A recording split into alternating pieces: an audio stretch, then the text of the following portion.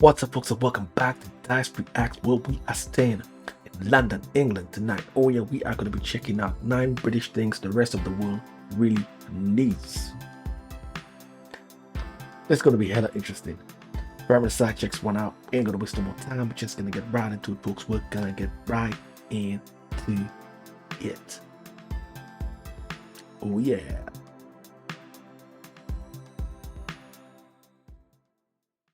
Number 1, the brown tourist signs that point you in the direction of various activities, castles, sometimes, I don't know, like a farm you can visit. These brown signs are road signs in the UK, and I just think, how fun. You get to drive along, you're going to a destination, and you're like, oh look, Legoland is that way. We should go that way.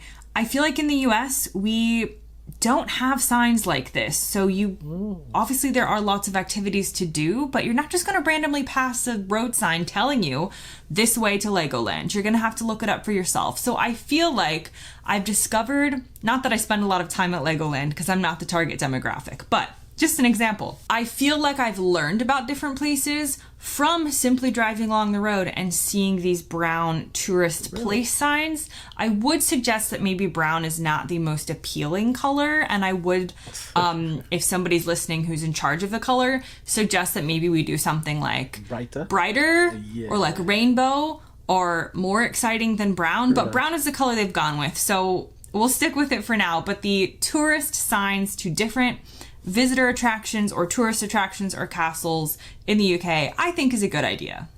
Yes, I would agree. The brown sign is really gloomy, really dull. Doesn't really appeal to me. Just first, like seeing it, so no matter what it says, I'm just like, oh, sounds like a place like I don't want to go. Just the visualization is just, yeah, they could change the colors, man. A brighter color. I mean, who chose brown out of all colors? Okay, next up is the traffic lights that turn yellow before they turn green. So I've talked about this in my differences between UK and USA traffic light video. So if you're interested in the topic, check that out. But in America, lights only go from green to yellow to red, or amber as it's called in the UK.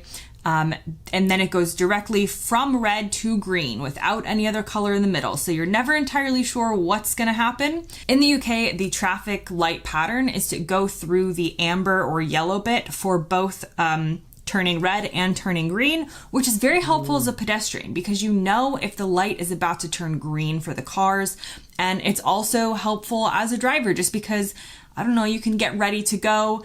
It's not an instant red to green. You've got a little bit of notice. Again, I said this video was quite random. The next one on my list is Weetabix, which I did think was basically war food the first time I moved to the UK. But here's the thing about Weetabix.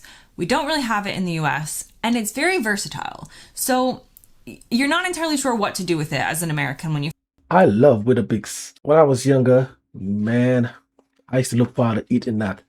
But when I was older, I think I was maybe like around maybe 19, 20 maybe, and I fell ill, and I ate what you call Alpine. It's a type of Weetabix, like I don't know if it's a brand or something, and I had an allergic reaction to it, but this was so nice. That's the first time I ate it. I think I ate 2 packets that night, and it has raisins in it, the one that I ate. My body started to itch the whole night. I got a high fever. I thought I was gonna pass away, man. And from that day, I've never eaten Weetabix. And there is the normal one that doesn't have the raisins. I think it's in a yellow packet. That never did me anything, but I'm just so scared to eat it after that day. And I know the normal one is not going to do me that because it's never done that for my whole life. But I'm just traumatized by that experience. No cap.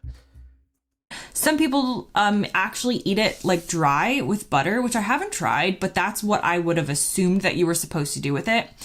Most people add some sort of like milk to it to make it mushy and like a cereal, but it's very versatile. So you can make it very mushy like a porridge. You can make it like mushy in the middle, but not mushy on the outside, or maybe it's the opposite. You can just do lots of things with it. And I know that you can find it in other countries, but we don't have it so much in America. So that's why it made my list. I encountered it for the first time when I moved to the UK. Next on my list, and this is just getting more specific and more specific, are the fact that in the UK, you often buy crisps that come in individual packets within a larger packet. So let me explain. Mostly in the US, I'm not saying we can't buy the snack size versions. You can.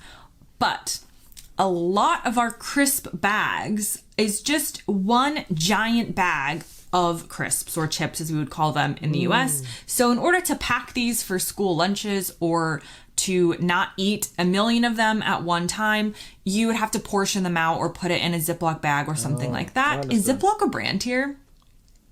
I don't think it is. Is it? We'll leave this in. Comment below. Have you heard of Ziploc?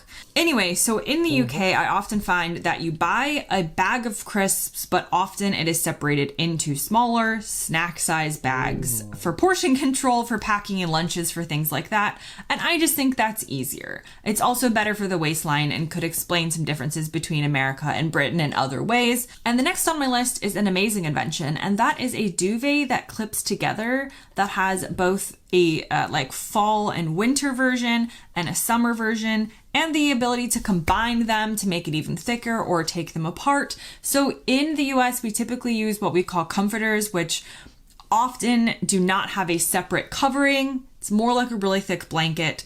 But in the UK, duvets are the most popular, so you put a covering over the duvet. You wouldn't use the duvet on its own. However, to take it a step further, there are duvets that you can buy where, again, they have these little clips.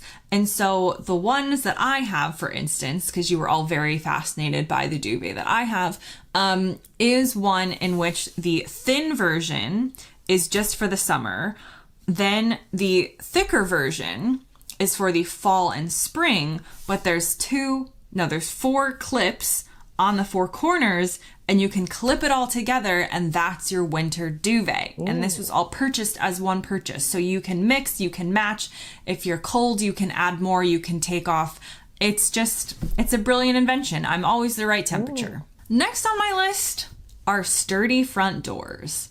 Britain has very sturdy front doors compared to the US, and I think this is something that they should be very proud of, and I'm very happy about as somebody who doesn't want my house broken into and wants to feel generally safe when I'm sleeping at night. In America, I feel like our doors just are flimsier. They're often made of wood. I feel like you can just break them easier. In the UK, doors are often made out of different materials, and you will see these different materials in my UK versus USA front door video if you're interested in front door fun facts. However, as a general rule, in the UK, doors tend to be very sturdy and just, made of sturdier materials, and I appreciate that. And it's better for, in the UK, keeping heat in the house, which is great for this climate, but also, again, great for my general belief that no one is going to knock my door down in the middle of the night. Next up are Christmas crackers. This is a pretty British thing. Americans think of crackers as this. We don't know what Christmas crackers are necessarily unless we've been exposed to British culture.